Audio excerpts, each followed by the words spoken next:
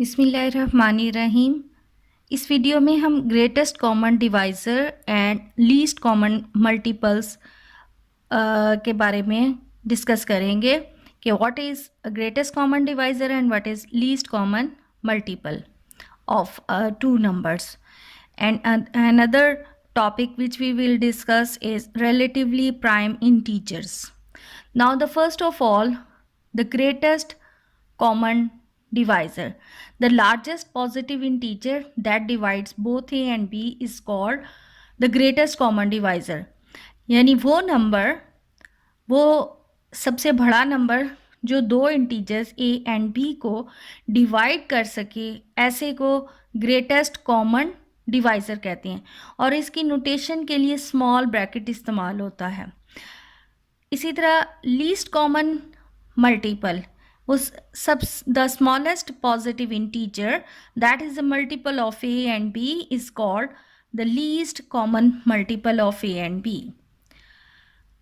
जो वो सबसे छोटी वैल्यू a और b की जो इन दोनों का कॉमन मल्टीपल हो उसको लीस्ट कॉमन मल्टीपल कहते हैं। For example the greatest common divisor की पहले अगर एग्जांपल डिस्कस कर लें, जिस तरह हमारे पास नंबर है लेट्स से 8 एंड 12, तो सबसे बड़ा नंबर 4 है जो 8 एंड 12 दोनों को डिवाइड कर सकता है।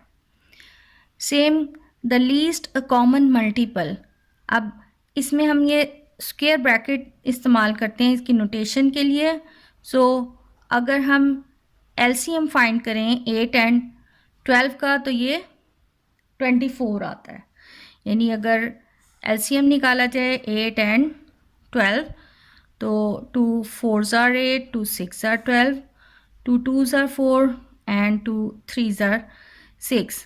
सो इनका एलसीएम जो है वो आ जाता है 2 2 2 इंटू 3, तो दैट इज़ इक्वल 24। तो ये जो है वो स्मॉलेस्ट पॉजिटिव इंटीजर जो दोनों का मल्टीपल होगा और ये सबसे वो बड़ा नंबर जो इन दोनों को डिवाइड कर सके। द नेक्स्ट जो रिलेटिवली प्राइम इंटीजर्स हैं, इसकी एग्जांपल लाइक 8 एंड 15, तो ये दोनों जो हैं वो रिलेटिवली प्राइम हैं क्योंकि कोई भी ऐसा नंबर नहीं है जो 8 और 15 दोनों को डिवाइड कर सके सिवाय 1 के। इस ऐसे नंबर्स को रिलेटिवली प्राइम कहते हैं। एक और एग्जांपल ले लें लाइक 12 एंड 13, कोई भी नंबर नहीं है जो 12 को भी डिवाइड करता हो और 13 को भी सिवाय 1 के, तो इनमें इनका ग्रेटेस्ट कॉमन डिवाइज़र 1 ही आएगा, जो 1 ही है जो 12 को भी डिवाइड करता होगा और 13 को। यानी जब हमारे पास जीसीडी 1 आए इसका मतलब है ये आपस में रिलेटिवली प्राइम है। तो इनसे रिलेटेड हम एमसीक्यूज़ करेंगे, लेकिन उससे पहले थोड़ी प्रैक्टिस के लिए हम शॉर्ट क्वेश्चंस कर लें कि हम कैसे जीसीडी और एलसीएम फाइंड कर सकते हैं बाय प्राइम फैक्टराइजेशन। एक तो ये एलसीएम फाइंड करने का मेथड है और एक प्राइम फैक्टराइजेशन से भी हम फाइंड कर लेंगे द ग्रेटेस्ट कॉमन डिवाइज़र भी और लीस्ट कॉमन। तो इससे रेलिवेंट क्वेश्चंस कर लें ताकि उसके बाद फिर हम एमसीक्यू सॉल्व करेंगे। अब ये जिस तरह ये शॉर्ट क्वेश्चन दिया हुआ है कि find the greatest common divisor and the least common multiple, हम ए एंड बी दो नंबर्स हैं, उनके ये प्राइम फैक्टराइजेशन उन्होंने दी हुई है और कहा है कि ग्रेटेस्ट कॉमन डिवाइज़र भी कैलकुलेट करें एंड लीस्ट कॉमन मल्टीपल। तो सबसे पहले हम इसका ग्रेटेस्ट कॉमन डिवाइज़र फाइंड करते हैं, इसलिए यहाँ पर ये नोटेशन यूज़ करते हुए ए एंड बी। अब इसमें हमारे पास देखें जो इंटीजर ए है उसके जो मल्टीपल्स दिए हैं 2 पावर 3, 3 पावर 2, 11 पावर 4, 37 पावर 3। इसी तरह जो इंटीजर बी है उसके मल्टीपल्स दिए हैं 2 power 3 into 3 into 5 power 2 into 7 into 11 into 29 into 73 power 4। तो ये जो ग्रेटेस्ट कॉमन डिवाइज़र है उसमें हमने कॉमन नंबर्स लेने हैं और उसमें से भी सबसे छोटी वैल्यूज़ उनकी लेनी है। यह लिखा हुआ तो ग्रेटेस्ट कॉमन है, इससे अमूमन स्टूडेंट कंफ्यूज होते हैं कि यहाँ पर कह तो ग्रेटेस्ट रहे हैं, होगा वो ग्रेटेस्ट नंबर, लेकिन जो वैल्यूज़ हमने लेनी है कॉमन लेनी है, और उनमें से लाइक 2 पावर 2 है और यहाँ पर 2 पावर 3 है, तो इसका जो ग्रेटेस्ट कॉमन डिवाइज़र होगा उसमें 2 की पावर 2 लिया जाएगा। 3 और इधर 3 स्क्वायर है, तो कॉमन इसमें 3 है। अब चूंकि इन दोनों में 5 नहीं है, इस सिर्फ इसमें 5 है, इसमें 5 नहीं है, इसलिए 5 स्क्वायर नहीं लेंगे। 7 भी नहीं लिया जाएगा। यहाँ पर 11 है और यहाँ 11 पावर 4 है, तो इनमें से सबसे छोटी पावर वाली वैल्यू लेनी है, यानी कि जस्ट 11 आ जाएगा। और इधर 29, इसमें 29 नहीं है, इसलिए 29 को स्किप कर देंगे। 37 पावर 4, 37 पावर 3, तो यहाँ पर आ जाएगा 37 पावर 3। ये अब इसको मल्टीप्लाई कर लें तो ये है इसका ग्रेटेस्ट कॉमन डिवाइज़र। अब हमने जो इसका कैलकुलेट करना है least common multiple. Least common multiple में हमने इनकी यानी जो कॉमन होंगे उनमें से सबसे बड़ी वैल्यूज़ और इसके अलावा बाकी तमाम मल्टीपल्स लिखने हैं, यानी लाइक 2 स्क्वायर है और 2 क्यूब है। तो यहाँ पर हमने लीस्ट कॉमन मल्टीपल में बड़ी लेनी है 2 पावर 3। इसी तरह ये 3 है, 3 स्क्वायर है, सो 3 स्क्वायर आ जाएगा। अब यहाँ पर 5 स्क्वायर है, यहाँ 5 इन्वॉल्व नहीं है, यहाँ सिर्फ 5 स्क्वायर आएगा। फिर 7 इसमें है, इधर 7 नहीं है, तो ये 7। 11 है, 11 पावर 4 है, तो 11 पावर 4 बड़ा है, वो आ जाएगा। एंड 29 इंटू 37 पावर 4, ये है इसका लीस्ट कॉमन मल्टीपल। अब एक और शॉर्ट क्वेश्चन कर लें। अब ये शॉर्ट क्वेश्चन है, इसमें हमें कहा गया है कि फाइंड एलसीएम या least common multiple of 275 and 105 and GCD या कह लें greatest common divisor of 275 and 105। तो पहले सबसे पहले हम इनके प्राइम फैक्टराइजेशन से प्राइम नंबर्स फाइंड कर लेंगे, यानी सबसे पहले हम 275 का फाइंड करते हैं। सो 275 ये 5 पर डिवाइड होता है, 2 5s are 25, 2 5s are 25, 5 1s are 5, 5 1s are 5। 11 is a prime number, so इसकी फैक्टराइजेशन हो गई। इसके जो प्राइम फैक्टर्स फाइंड हुए हैं 5 स्क्वायर इंटू 11। अब 105 क्या फाइंड कर लें, सो 105 भी 5 पे डिवाइड होता है, 5 2s are 10, 5 1s are 5, तो 3 7s are 21, ये आ जाता है 5 इंटू 3 इंटू 11। अब जो हमने एलसीएम फाइंड करना है 275 एंड 105 का, तो एलसीएम में हमने तमाम मल्टीपल्स और जो कॉमन है उनकी बड़ी वैल्यू लेनी होती है, यानी 5 स्क्वायर आ जाएगा, 3 इंटू 11, ये आ जाएगी 5775 वैल्यू। इसी तरह हमने जो जीसीडी फाइंड करना है 275 का एंड 105 का, तो उसमें कॉमन में से भी सिर्फ कॉमन वाली वैल्यूज़ और कॉमन में से भी जो सबसे छोटी वैल्यू है, यानी कॉमन इन दोनों में 5 है, तो यहाँ 5 है और यहाँ 5 का स्क्वायर, तो जस्ट इनमें से सबसे छोटी वैल्यू 5 आ जाएगी, यानी जीसीडी इसका 5 आता है और एलसीएम इसका 5775 आ जाता है। और अब हम इससे रेलेवेंट जो हैं वो क्वेश्चंस कर लें, एमसीक्यूज़। अब ये सबसे पहला इसका एमसीक्यू है कि if A is equal to is a divisor, then possible remainders are 0 2 1 2 2 0 या 0 and 1।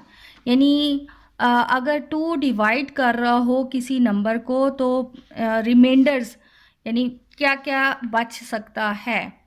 तो देखें, अगर हम 2 से डिवाइड करें लेट से 4 को, तो 2 2s are 4, तो ज़ीरो आ सकती है वैल्यू। इसी तरह अगर 5 को डिवाइड करें 2 से, 2 ज़ार 4, तो बाकी बच जाता है 1। यानी यहाँ पर रिमाइंडर जो है वो 0 है और यहाँ रिमाइंडर 1 है। 5 के बाद 6 अगर हम लेते हैं, 2 3 ज़ार 6, अगेन यहाँ पर 0 आ गया। इसका मतलब है जब 2 किसी भी नंबर को, किसी बड़े से बड़े नंबर को भी डिवाइड करता है तो या वो पूरा पूरा डिवाइड होता है या अगर कोई वैल्यू बचती है तो वो 2 है। ठीक है, तो यहाँ पर फिर हमारे पास ये option R is equal 0 and 1 बन जाएगी। सिमिलरली अगर इसी MCQs को हम मज़ीद अगर आगे दूसरे नंबर्स के लिए चेक कर लें कि लेट से A की वैल्यू अगर हमारे पास जो है वो 3 है, तो 3 है, तो 3 से अगर हम लेट से 4 को डिवाइड करते हैं तो 3 1 ज़ार 3 और 1 बच गया, यानी रिमाइंडर की वैल्यू 1 आ गई। इसी तरह अगर 5 को डिवाइड करें हम 3 से तो 3 अगेन 3 1 ज़ार 3, 2 आ जाता है रिमाइंडर। और यही अगर हम 6 को डिवाइड करते हैं सो 3 2 ज़ार 6 एंड 0। और 7 से अगर हम इस 7 को डिवाइड करें 3 से सो अगेन वी हैव 3 2 ज़ार 6 और रिमाइंडर 1 है। यानी अगर ये केस 3 है तो 3 के केसेस में रिमाइंडर आ जाता है 0 1 1 2। ठीक है, यानी अगेन इसके बाद फिर वो जो है 0 1 एंड 2 रिपीट होगा। फिर आगे मज़ीद आगे जो नंबर है वो फिर यानी यहाँ आंसर रिमाइंडर में 0 1 और 2 देंगे। इसी तरह अगर हमारे पास A जो है, इसका मतलब है A अगर 4 है तो R इसमें हमारे पास बन जाता है 0 1 2 एंड 3। यानी R जो है वो हमेशा इससे कम ही होगा। अब यही केस अगर हम A इज इक्वल टू 5 लेते हैं देन R हमारे पास आ जाता है 0 1 2 3 एंड 4। तो अब इसी से अब बाकी आगे क्वेश्चंस करें। नेक्स्ट है the sum of two even integers is. दो इंटीजर्स नंबर को हम जमा करते हैं तो एक आया इवन नंबर आता है, ऑड आता है, इवन एंड ऑड आता है या नन आता है। तो ऑब्वियसली दो इवन नंबर्स लेकर एग्जांपल देख लें। लाइक हम दो इवन नंबर्स लेते हैं, छोटे छोटे वैल्यूज़ लेके चेक कर लें। Let's say 2 + 4 is equal 6। तो दो इवन नंबर्स को जमा करें तो एक इवन नंबर ही आता है, तो इस option is even. The sum of two odd integer is. Odd दो नंबर्स, ऑड नंबर ले लें, लेट्स से 3 + 1, तो 3 + 1 इज इक्वल 4। यानी दो ऑड नंबर्स को जमा करेंगे तो हमारे पास एक इवन नंबर आता है। इसी तरह कोई और देख लें, लाइक 3 + 5, सो 5 6 7 8। तो अगेन दो ऑड नंबर्स को प्लस किया तो एक इवन नंबर आता है। इसका मतलब है sum of two odd integer is again an even number. The sum of an odd an even integer, अगर एक इवन नंबर हो और एक ऑड नंबर हो तो रिजल्ट क्या आता है। अब एक इवन नंबर ले लिया है और एक ऑड नंबर ले तो 3 + 2 इज इक्वल 5। यानी अब एक इवन नंबर और एक ऑड नंबर, 4 + 1 इज अगेन 5। यानी जब एक इवन नंबर होगा और एक ऑड नंबर आता है तो फिर हमारे पास सम आ जाता है इनका ऑड।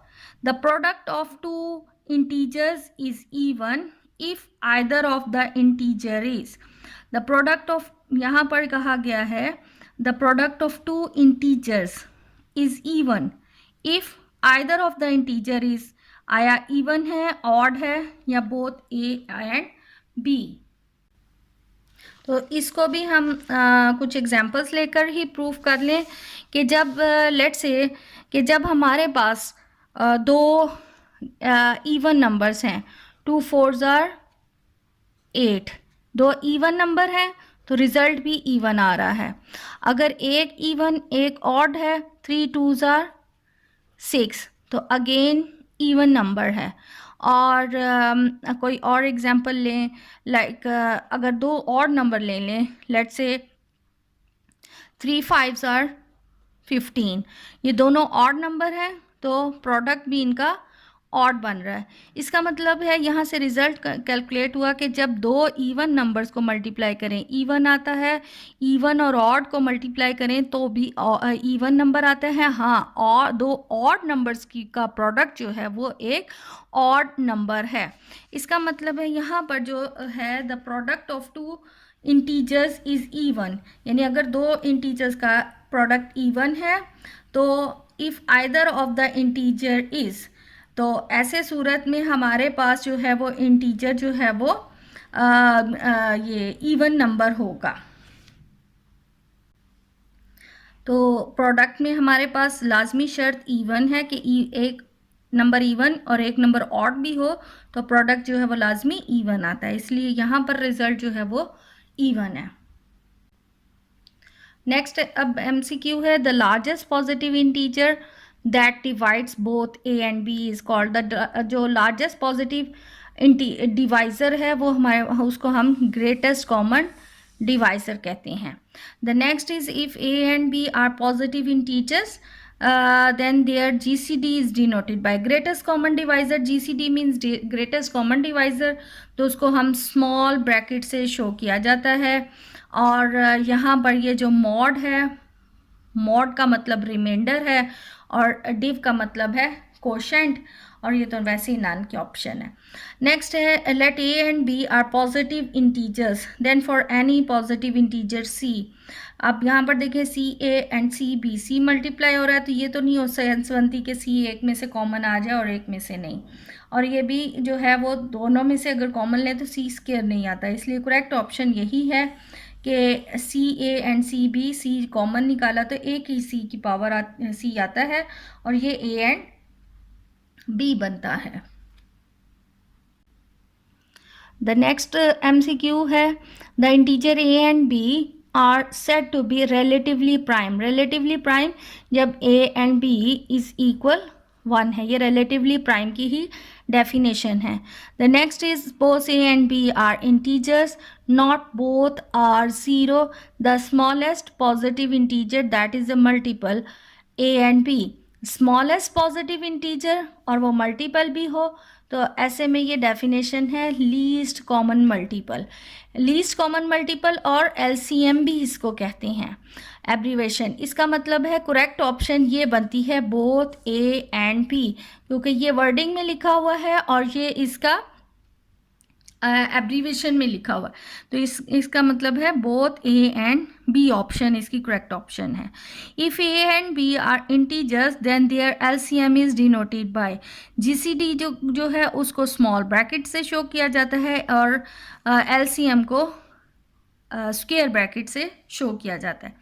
अब बहुत ही इम्पॉर्टेंट MCQ 12 है, ये एक रिजल्ट है एक्चुअली कि if A and B are positive integers then A B, GCD of A B and LCM of A B, इसका प्रोडक्ट जो है वो इक्वल ए बी आता है।